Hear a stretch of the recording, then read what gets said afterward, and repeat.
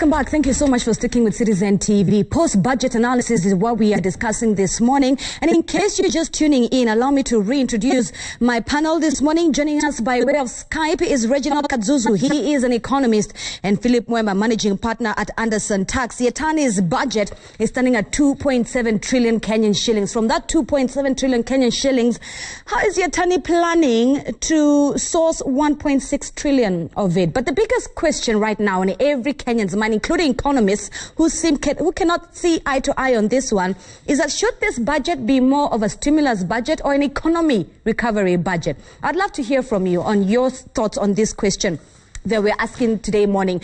Does the Treasury boss's budget sort of reflect the current reality of this country? Talk to me. 22422 is our SMS line. You can tweet us directly at Citizen TV Kenya. Use the hashtag Daybreak as your ticket into the conversation.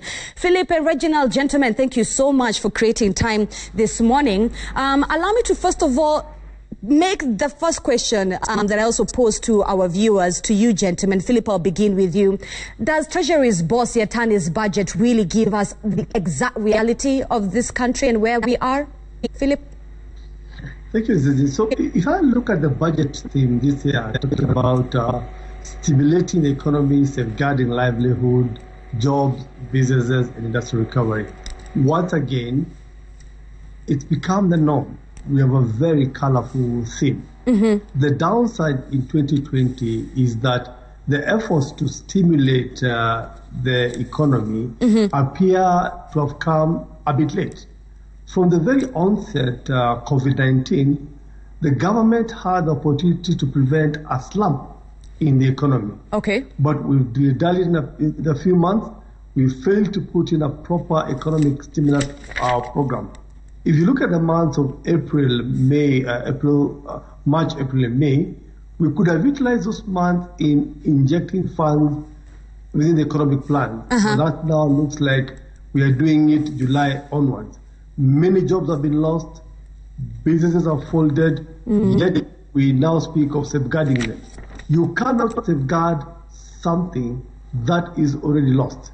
You can only try and revive it. And indeed, we could have focused on an economic recovery program in 2021, which means the budget theme could have been cut short and in my view, just have been reinforcing the economic base. I mean, why allow something to collapse then revive it? Right. Okay? You could have saved it from collapse in the first place. Unlike Europe, Africa knew COVID-19 was coming. We were not caught by surprise. And therefore, we had an opportunity to prepare for the effects. Okay. I say, why speaking of a credit guarantee scheme in July 2020? Why not in March? Build Kenya, buy Kenya should have been happening from March 2020. And that's my humble view. As an economist coming in, what are your thoughts on this current budget? Does Yatani's budget really align to the current realities of COVID-19 in this country? And not even before even COVID-19, in just 2020. The previous year, we were coming from the locust invasion, floods and drought. You can see why food is such a critical key aspect in his budget. Nevertheless, as an economist, Reginald, from where you stand, do you believe that Yatani's budget really paints a grim image of the COVID-19 reality in this country? Reality that is on the ground. I personally believe that the government is actually devoid and detached from the reality on the ground. Not just this budget, but even previous budgets. It's a big industry budget, the budget for the urbanized. And why do I say so? You are reading such a budget in a country that has 70% of your population living in the rural areas, and 70% of your employment also in agriculture in the rural areas, and your budget does not touch anything to do with that. Right. You have 75% of your or 80% of the employed people in the informal sector. Again, the budget does not do anything to see how we can grow that type of sector. So I think it's a budget that does not understand the structure of the Kenyan economy. It's a budget for big industry and budget for big business. It is also detached from reality because even before COVID, last year their target they are working close to 300 billion. And this year you expect them to collect 1.6 trillion, and yet last year they could not even hit 1.5, 1.4 without COVID. then you put COVID into the equation, then that assumption for revenue generation is completely absurd. That area will be able to reach 1.6 trillion. So I don't think the budget is a reflection of what is currently on the ground in the present day. Right. And so previous budgets have not been a reflection of the structure of the Kenyan economy at all. We are a country where 70% of the people still use pit latrines. 80% of the people don't have access to pipe water. Then you bring a budget like this to Parliament, I think that is actually being illusionary.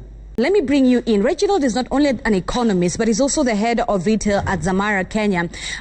Reginald, between you and I, we both know how Kenyans, or just people shop nowadays. It's online. You will see something on Facebook, Instagram. You will go get the number or a contact, call and make your order. We've seen how people are sort of now buying online. Your normal buy and sell traders are not meeting in your local physical market. It's all online. Reginald, I want to hear your thoughts on this, on that digital tax. It's a tax that was going to come at some point in time, especially when most businesses start to move to digital. That you find they'll start losing revenue on other areas. But the problem with taxation itself, tax in itself is not bad. But when you're increasing taxation, paying for the sins of over borrowing and running budget deficits for the last 7 years, you're running budget deficits of close to 8 to 10%. And we find ourselves in this situation where the government, because debt has to be paid, and there are only two ways you can pay debt, through increasing taxation or borrowing more. But the fiscal headroom has reduced, so borrowing is becoming expensive and very difficult. So the next best thing is to introduce taxation. So even as much as you have heard the CSA that we are getting more concessional loans, more bilateral loans, most of those loans, especially World Bank and IMF, come with pressure to increase taxation. They come with pressure to show that you are able to generate enough revenue to pay for the debt. So the taxation we're seeing in Kenya is only because we have to show that we are able to pay our debt. We are able to keep our credit rating because we can show that we are generating revenue. So it's now looking for every other small place where you can get tax revenue. And that's how they brought up digital tax. The problem with taxation also is that when you introduce a tax, you need to make sure that it's cheaper to collect that tax than the revenue that is accruing from that taxation. I am going to see how they're going to do the administration of this digital tax, because it kind of looks like it actually be more expensive to actually collect this tax. The amount of work that is to go in to ensure compliance with taxation, I don't think is being thought through properly. It will make goods a bit more expensive, but you all know what happens with taxation. It is all passed to the consumer at the end of the day. It might start seeing reduction in demand by people online and going back to brick and mortar, which will affect the startups that the CS for ICT was hoping that will start moving around in this digital space. The tax also might have an impact on the trade relation with the US, because most of these things, your Amazon, your Ubers, your Netflix, are all US-based companies that now want to start also taxing. So I don't know how to affect our relationship on the bilateral trade agreement that we're about to sign with the United States. Right. And you began this discussion of ours with a Buy Kenya, Build Kenya. So I want to toss this question to you. Where did we go wrong with this Buy Kenya, Build Kenya? It has been there for years now. If truly, as a government and as a people, we were adamant enough about Buy Kenya, Build Kenya, we would not be, or rather we would be in a better economic place, would you say? No, absolutely. I think where we went wrong, when we missed the boat, for lack of a better word, was we decided to go for Chinese imports. Yes. And it's an issue about supply and demand. The cost of production in Kenya is high, and largely, for example, electricity is a major cost of production. Yes. Because our cost of production is high compared to China, so we ended up buying from China and not developing our market. And then we sort of like got back on track last year, but one, where we introduced a rebate for the manufacturing sector of about 30% on electricity. And then this year, we removed that even before the dust has settled. So we seem not to have a consistent policy document across the nation. We need to have a national tax policy such that we talk consistently. The left arm and the right arm talk to each other.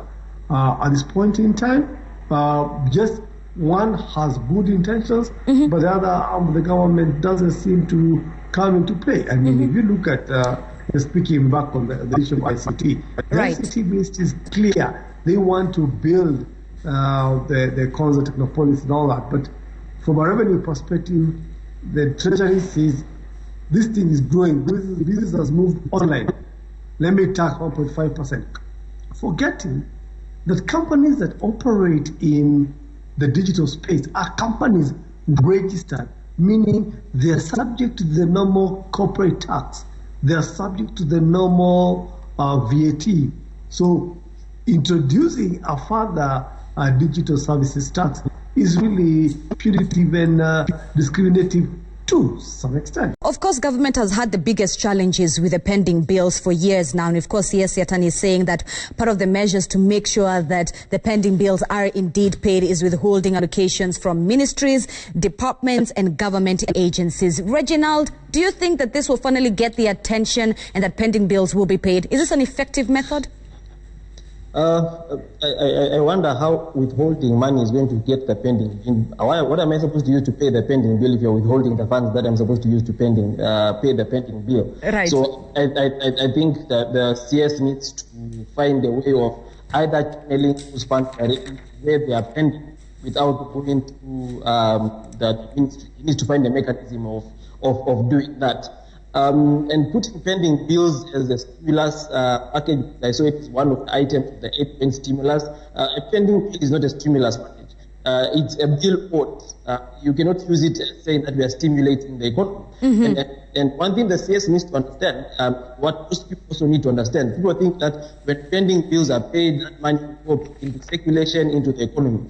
Most people who supply government or even supply services, they're not doing it from capital. They're doing it from borrowed funds from banks. So when these pending bills come, they will probably just repay the loans that have been borrowed from the banks. Because what COVID has shown us is that not just as a country are we living hand to mouth, but even corporations are living a hand to mouth. As a country, we could not even last 1 week, 2 weeks with the pandemic without running helter-skelter to the World Bank for budgetary support. It's an embarrassing case. Most corporates had closed down completely because they did not have sufficient funds to continue businesses for even a month or 2 months after the COVID situation. So you find paying pending bills is not going to stimulate or help currency to circulate. It's going to repay loans into the banking sector. We are in an economy that needs hand to mouth, so it's not going to stimulate demand in the economy in any way. So if that's their desire,